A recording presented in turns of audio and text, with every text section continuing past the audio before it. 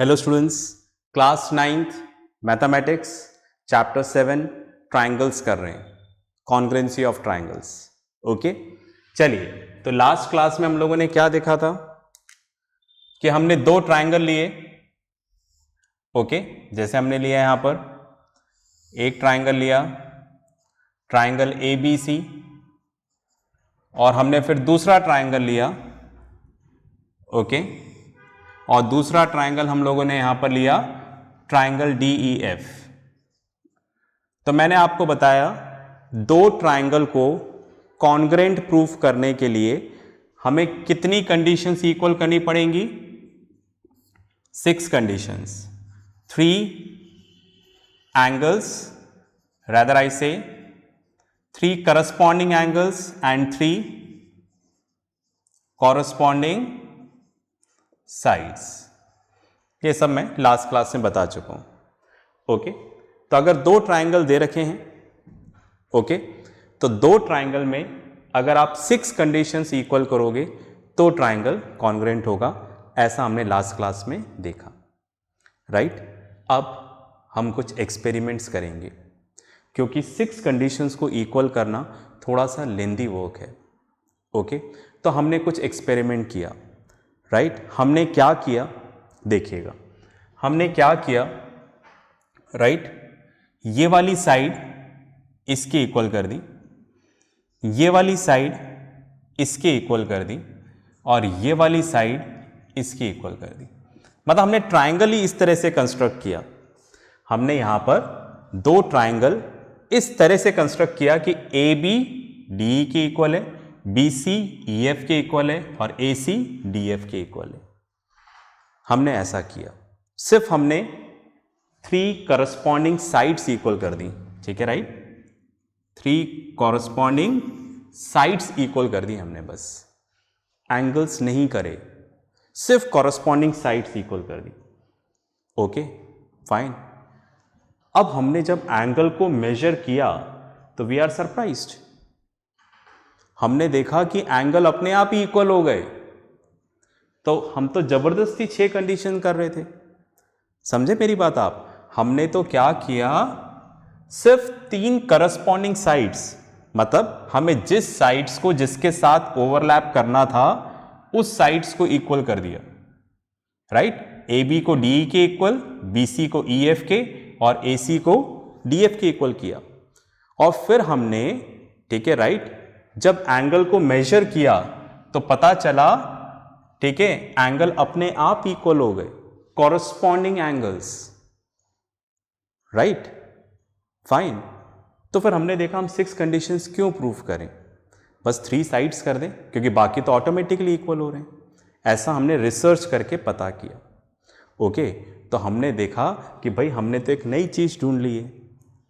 Okay, और इस नई चीज को हम लोग यहां पर क्या बोल रहे हैं? थ्योरम। कौन सी थ्योरम? राइट, हमारी थ्योरम हो गई side side side. Right, theorem, ठीक है, that is SSS congruency condition.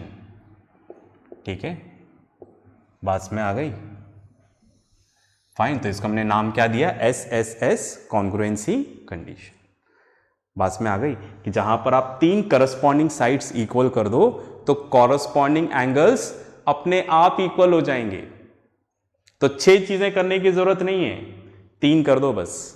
कौन सी 3 कॉरस्पॉन्डिंग साइड्स।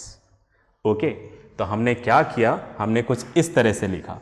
लिखने का पैटर्न हमारा इस तरह से होगा, इन triangle ABC and triangle DEF। Right, हमने क्या किया, AB इक्वल्स टू DE किया। राइट, फिर हमने BC इक्वल्स टू EF किया, फिर हमने AC इक्वल्स टू DF किया।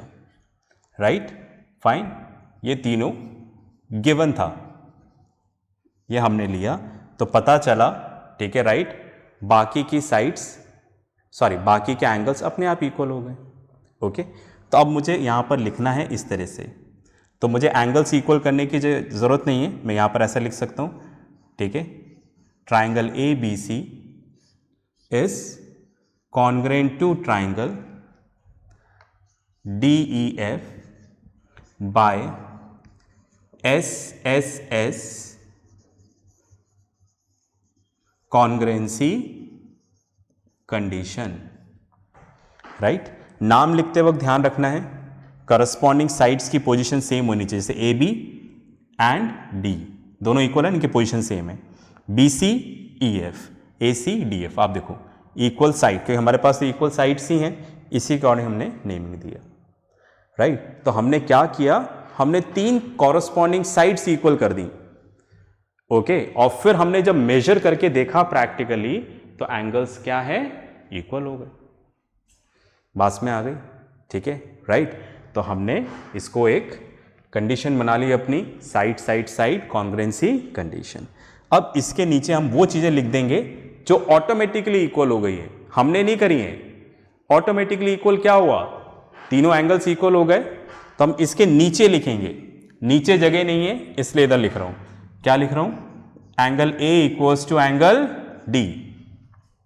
कौन से एंगल्स इक्वल होंगे, कॉरस्पॉन्डिंग। कॉरस्पॉन्डिंग कॉरस्पॉन्डिंग कैसे पता चलेगा, जो सेम पोजीशन पे हो, A D, right, same position B E, समझ गए ना, same position C F, right, और इसके आगे हम लोग लिख देंगे CPCT, corresponding parts of congruent triangle. ठीक है, तो हमने तो सिर्फ क्या किया, 3 साइड्स इक्वल करी और बाकी एंगल्स क्या हो गए, ऑटोमेटिकली इक्वल हो गए। आई होप आप देख पा रहे हैं। ठीक है, राइट, तो अब हमें राइट रिसर्च करने पर एक चीज पता लगी, ठीक है, कि हमें यहां पर 6 नहीं सिर्फ 3 कंडीशंस इक्वल करनी है। कौन सी 3 कंडीशन, 3 कॉरस्पॉन्डिंग साइड्स, ठीक है, उसके हिसाब से लिख देंगे तो कॉरस्पॉन्डिंग एंगल्स अपने आप इक्वल हो जाएंगे। राइट, अब रिसर्च करने में पता चला कुछ और कंडीशन भी हो सकती है शायद, बिल्कुल है, पढ़ते हैं, पॉज करके इसको लिखें फिर आगे चलते हैं। चलिए भाई, अब रिसर्च को कंटिन्यू करते हैं। मैं इसको रब कर देता हूं।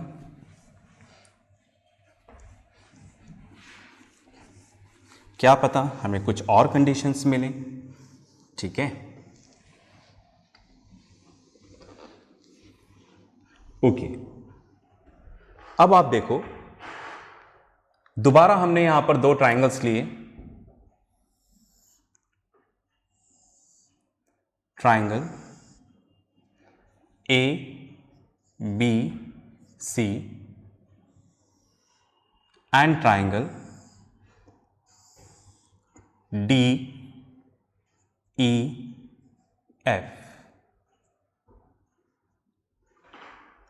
राइट। इस बार हमने क्या किया, नया एक्सपेरिमेंट किया, ये वाली साइड इसके इक्वल कर दी, ठीक है, राइट, एंड ये वाली साइड इसके इक्वल कर दी, ठीक है, ये वाली साइड इसके इक्वल, ये वाली साइड इसके इक्वल, और ये दोनों साइड मिलकर जो एंगल बना रहे हैं, इधर ये दोनों साइड इक्वल साइड जो मिलकर एंगल बना रहे हैं, मतलब इसको बोलते हैं इंक्लूडेड एंगल। ठीक है, जो हमने साइड्स इक्वल करी है, राइट, फाइन, ये वाला हमने एंगल लिया है और ये एंगल हमने इक्वल कर दिया है, तो पता चला ऐसा करने पर जो बाकी के पार्ट्स हैं वो अपने आप इक्वल हो गए। ओके, तो बढ़िया है ना। फिर हमने 3 कंडीशन करी और जो रिमेनिंग पार्ट है, रिमेनिंग मतलब BECF BCEF ये सब अपने आप इक्वल हो गए। ठीक है, आप भी ऐसा करके और मेजर करके देखना, राइट। तो ऐसा करने में पता चला कि रिमेनिंग पार्ट्स क्या हो गए, इक्वल हो गए।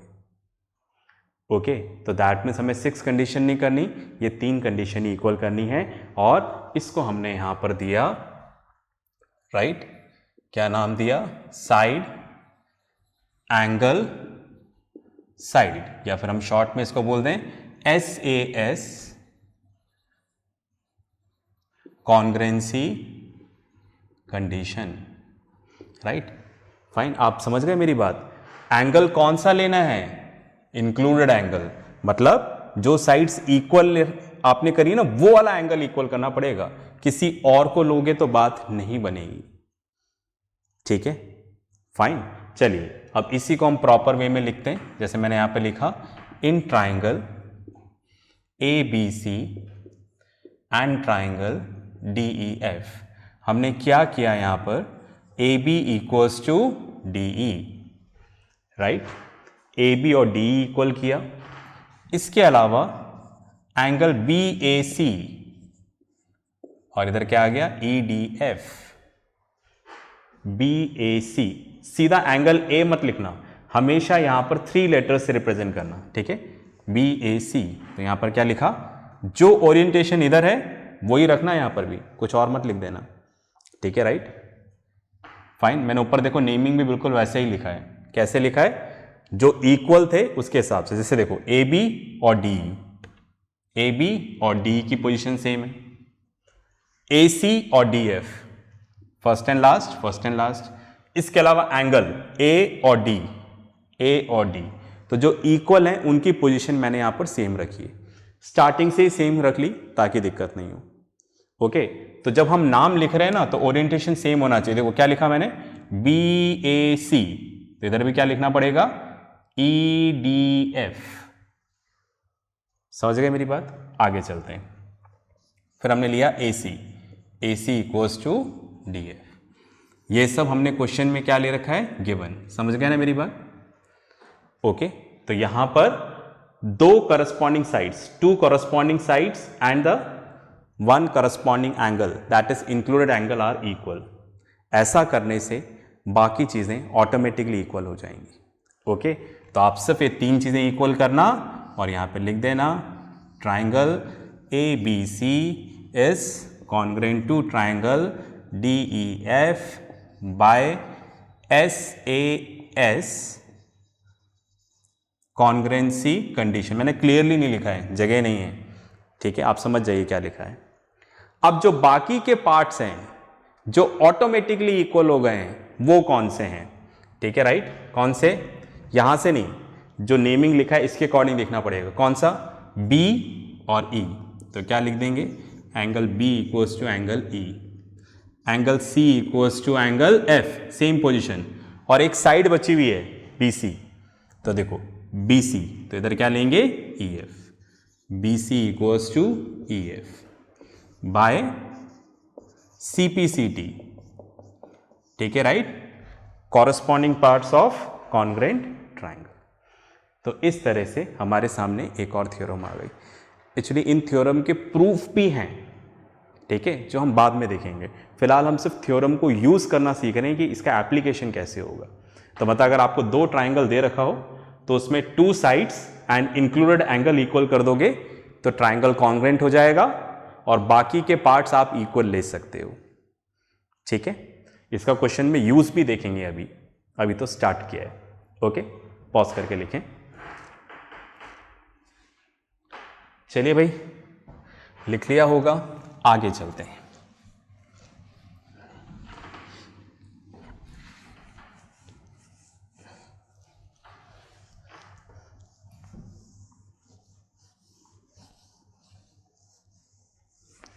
इसको रब कर देते हैं और अब नए एक्सपेरिमेंट की तरफ बढ़ते हैं, ठीक है, राइट। नया एक्सपेरिमेंट, दोबारा हमने ट्राइंगल लिया, okay. Triangle ABC and triangle DEF।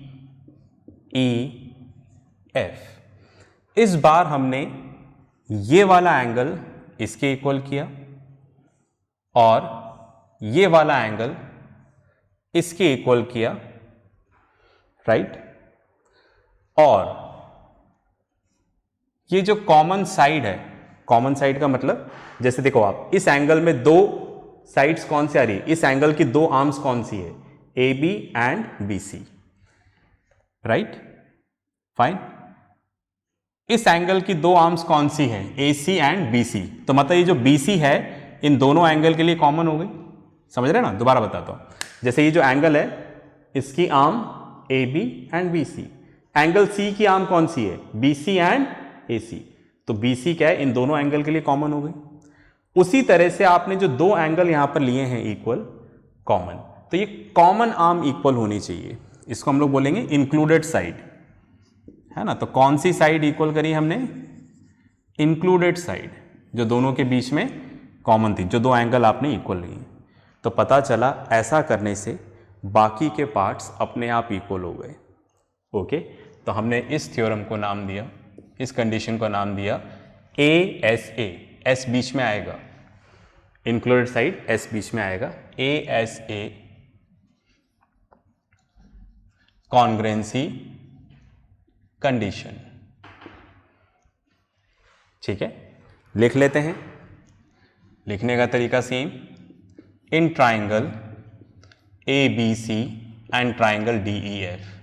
मैंने नेमिंग इस तरह से लिखा, जो इक्वल पार्ट्स हैं उनकी पोजीशन सेम है। देखो B सेंटर में है तो उधर EB सेंटर में है, C लास्ट में है तो F लास्ट में है, BCEF देखो पोजीशंस क्या है, सेम है।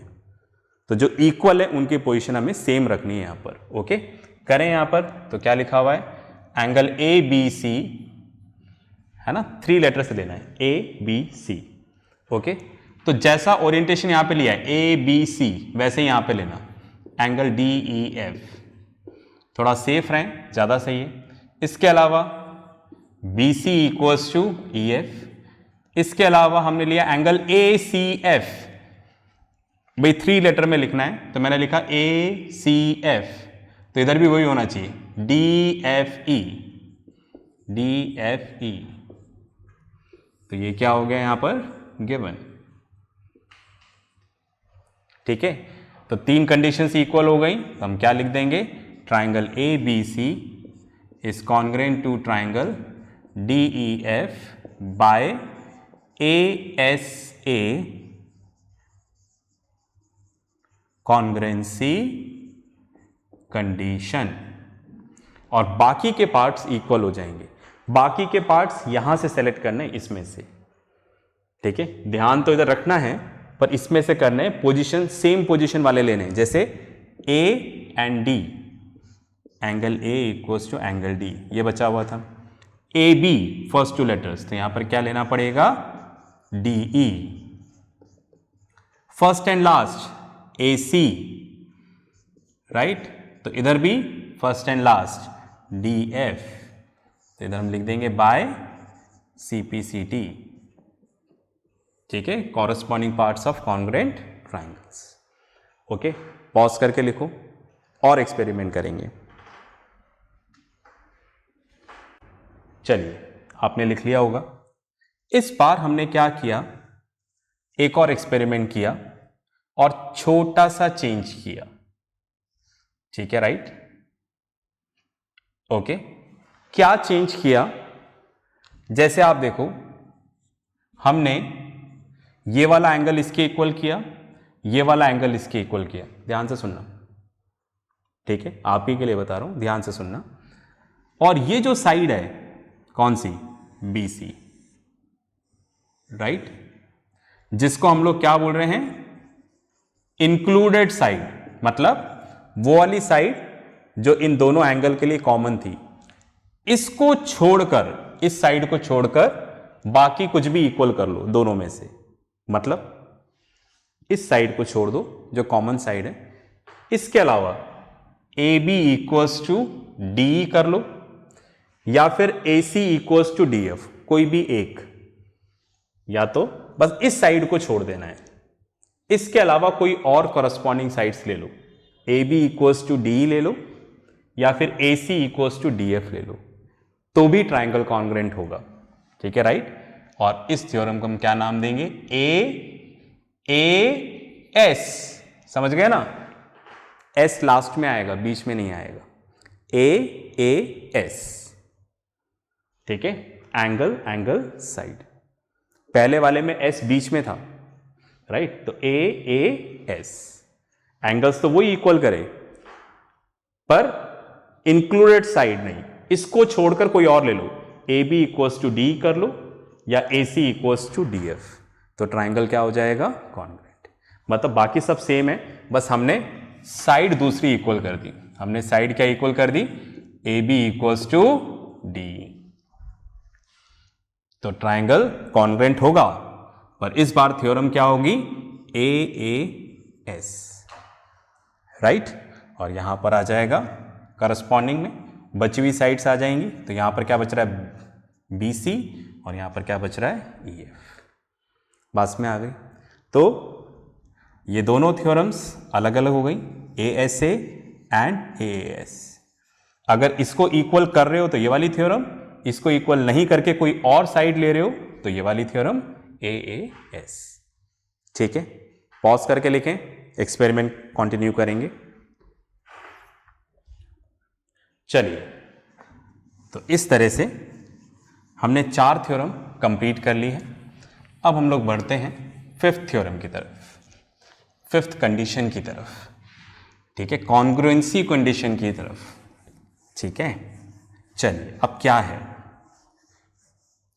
अब 5th वाली कंडीशन के लिए हमने जो यहां पे ट्राइंगल चूज किया, इस बार हमारा ट्राइंगल है राइट ट्राइंगल,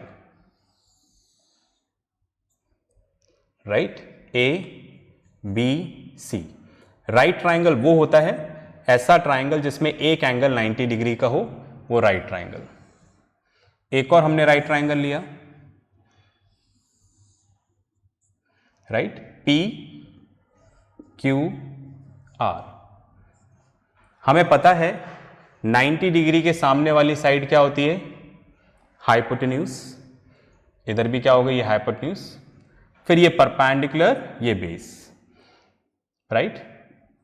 आप इसको एक्सचेंज भी कर सकते हो, इसको बेस, इसको परपेंडिकुलर भी बोल सकते हो, बट ये तो एक्सचेंज हो सकते हैं, पर ये फिक्स है 90 डिग्री के सामने वाली साइड जो सबसे बड़ी साइड होती है, राइट, इसको क्या बोलेंगे, हाइपोटेन्यूज। तो इधर हाइपोटेन्यूज ये है, इधर हाइपोटेन्यूज ये है। अब हमने राइट ट्राइंगल को लेके एक्सपेरिमेंट किया। हमने क्या किया, इन दोनों राइट ट्राइंगल में हाइपोटेन्यूज इक्वल कर दिया। ठीक है, एक तो हाइपोटेन्यूज इक्वल कर दिया, अब बची हुई साइड्स में से कुछ भी इक्वल कर दो।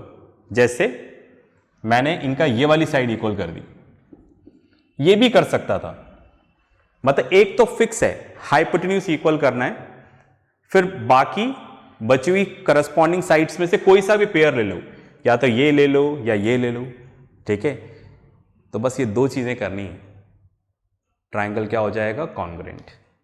ओके, और इसको हमने क्या नाम दिया, इसको हमने नाम दिया RHS, राइट, राइट क्योंकि 90 डिग्री का एंगल है, हाइपोटेन्यूज साइड। ठीक है, कॉन्ग्रुएंसी कंडीशन। ठीक है, चलिए कैसे करेंगे देखिएगा। मैंने लिखा इस तरह से, in right triangle A B C and triangle P Q R, है ना, बी और क्यू पे 90 डिग्री है, बी और क्यू पे 90 डिग्री, पोजीशन सेम है। फिर ए सी और पी आर इक्वल है, पोजीशन सेम है क्या, ए सी और P R, first and last position same है। फिर लिया है B C Q R, B C Q R, बिल्कुल सही है, पोजीशन सेम रखना जो इक्वल है। चलिए अब लिखने का तरीका ऐसे लिखा, hypotenuse A C equals to hypotenuse P R, इसके अलावा side B C equals to side Q R. ठीक है, गिवन है। इसके अलावा angle A B C equals to angle P Q R, 90 degree each, दोनों 90 डिग्री हैं तो इक्वल ही है। ओके फाइन, ये हमें क्वेश्चन में गिवन दे रखा है, ये हमने गिवन ले रखा है, तो ट्राइंगल क्या हो जाएंगे, congruent. Triangle A B C is congruent to triangle P Q R by R H S congruency condition. ठीक है, ट्राइंगल क्या हो गया, कॉन्ग्रेंट हो गया। समझ गए? बाकी बचे हुए पार्ट्स इक्वल हो जाएंगे। बचे हुए पार्ट कहां से ढूंढोगे, यहां से। ठीक है, जैसे एंगल ए किसके इक्वल है, एंगल पी। एंगल सी किसके इक्वल है, angle R, same position, right. फिर क्या है, A B equals to P Q, यही बचा हुआ था, ए बी और P Q by C P C D. ठीक है, तो इसको पॉज करके लिख लें, फिर आगे डिस्कस करेंगे। चलिए, आपने लिख लिया होगा, फाइन। तो इस तरह से हमने एक और एक्सपेरिमेंट किया। प्रूफ हैं इनके, मैंने बोला वो हम बाद में देखेंगे, राइट। अभी सिर्फ हमने एक करने का तरीका समझा है, और ये तरीका ऐसा नहीं कि आप पहली बार सुन रहे हैं, राइट। जूनियर क्लासेस में आपको बता दिया जाता है, पर एक बार मैंने दोबारा बताया। ठीक है, ताकि किसी को नहीं पता हो तो जान लें, और बहुत इंपॉर्टेंट है भाई कॉन्ग्रुएंसी। ओके, चलिए अब दोबारा मैं ले रहा हूं यहां पर right triangle. Okay, A B C, फिर यहां पर मैंने लिया triangle D E F. 90 degree है, 90 डिग्री के सामने वाली साइड हाइपोटेन्यूज। ओके, इसमें पता चला ये वाली साइड इसके इक्वल है और ये वाली साइड इसके इक्वल है, ऐसा दे रखा है। तो क्या इसमें RHS लगेगी, जो अभी जस्ट हमने पढ़ा, राइट हाइपोटेन्यूज साइड? क्या ये वाली थ्योरम लगेगी, RHS congruency condition? Answer is no. क्यों नहीं लगेगी? क्योंकि ये थ्योरम लगाने के लिए क्या इक्वल होना चाहिए, हाइपोटेन्यूज इक्वल होना चाहिए, पर हाइपोटेन्यूज तो इक्वल दे ही नहीं रखा। तो ये जो थ्योरम है, ठीक है, right, RHS, right hypotenuse side, मतलब तीन चीजें चाहिए। राइट मतलब 90 डिग्री का एंगल चाहिए, हाइपोटेन्यूज चाहिए और एक साइड चाहिए। तो 90 डिग्री का एंगल और एक साइड तो इक्वल है, राइट, बट हाइपोटेन्यूज इक्वल नहीं है, इसलिए इसमें RHS अप्लाई नहीं होगी। तो क्या हम कोई दूसरी थ्योरम अप्लाई कर सकते हैं इसमें? बिल्कुल कर सकते हैं। बाकी के पास जो थ्योरम है आप कोई सी भी अप्लाई कर लो। चलो कौन सी थ्योरम अप्लाई करें देखें हम। जैसे आप देखो, हमने ये वाली साइड इसके इक्वल करी, ये वाली साइड इसके इक्वल करी, और ये दोनों साइड मिलकर जो एंगल बना रहे हैं वो इक्वल किया, मतलब इंक्लूडेड एंगल इक्वल हो रहा है। ठीक है, राइट, फाइन। तो हम कौन सी थ्योरम लगाएंगे, SAS। ठीक है, जैसे in triangle ABC and triangle DEF, हमें क्या दे रखा है यहां पर, AB equals to D, right, AB and D। Same way यहां पर हमें एंगल दे रखा है, angle ABC equals to angle DEF, 90 degree each, right. Orientation सही रखना है, फाइन।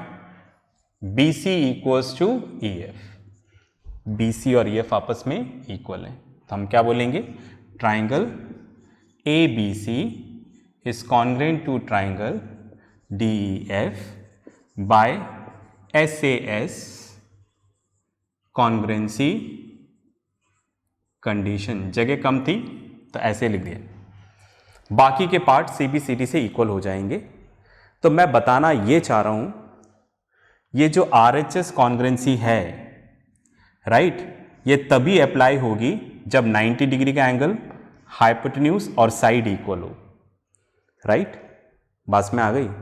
तो ये जो थ्योरम है, इसके लिए आपको क्या चाहिए, 90 डिग्री का एंगल चाहिए, मतलब राइट ट्राइंगल चाहिए, हाइपोटेन्यूज चाहिए और साइड चाहिए, तभी अप्लाई होगा, अदरवाइज ये अप्लाई नहीं होगा। पहले तो ये बताना चाह रहा हूं। और दूसरा, आप ऐसा सोचो कि ये राइट ट्राइंगल है, तो इसमें यही थ्योरम हमेशा लगाना है, यही कंडीशन लगाकर कॉन्ग्रुएंट करना है, ऐसा नहीं है। अगर राइट ट्राइंगल है तो इसमें आप दूसरी कॉन्ग्रुएंसी कंडीशंस भी लगा सकते हैं। मुझे बस इतना सा डाउट क्लियर करना था, ठीक है, राइट। इसको लिखना चाहे तो पॉज करके आप लिख सकते हैं। तो एक बार लिख लेते हैं कि हमने कौन कौन सी थ्योरम कर ली है, ठीक है। चलिए, कौन कौन सी थ्योरम हो गई है। एक तो हमारी थ्योरम हो गई है SAS, SSS, ASA, AAS and RHS, right. तो ये हमारे सामने 1 2 3 4 5 कॉन्ग्रुएंसी कंडीशंस हैं, राइट। हल्का सा आइडिया लिया है, टॉपिक खत्म नहीं हुआ है, अभी तो शुरू हुआ है। अब हम लोग क्या करेंगे, एक एक थ्योरम लेंगे, उसके ऊपर क्वेश्चंस करेंगे, वर्कशीट आएगी, प्रैक्टिस करेंगे, राइट। फिर आगे बढ़ेंगे। जैसे इसको लिया, प्रैक्टिस करा, फिर इस पे प्रैक्टिस करेंगे, फिर इस पे करेंगे, फिर इस पे करेंगे, फिर इस पे करेंगे, फिर पांचों को मिक्स करके करेंगे, राइट। तो अभी हमने शुरू किया है, ओके। 100% टॉपिक क्लियर होगा, ओके फाइन। बट ध्यान रखिएगा, प्रैक्टिस ज़रूर करना है। और congruency is such a important topic, हर जगह आता है, हर जगह, चाहे वो कंपटीशन हो, चाहे कैसा भी कंपटीशन हो, ठीक है। तो अगर आपको कॉन्ग्रुएंसी नहीं आता तो मतलब आपको मैथ्स नहीं आती। तो इसलिए कॉन्ग्रुएंसी अपने को चाहिए। अगर ज्योमेट्री है तो कॉन्ग्रुएंसी भी है, ठीक है, राइट। हर जगह अप्लाई होगा, ठीक है। तो इसलिए अपने को आना चाहिए, बिल्कुल बेसिक है ये अपने को आना चाहिए, ओके। तो नेक्स्ट क्लास में मिलेंगे, राइट, इनमें से किसी एक थ्योरम के साथ, ठीक है। तब तक प्रैक्टिस करते रहें, पढ़ते रहें और अपना ध्यान रखें। बाय।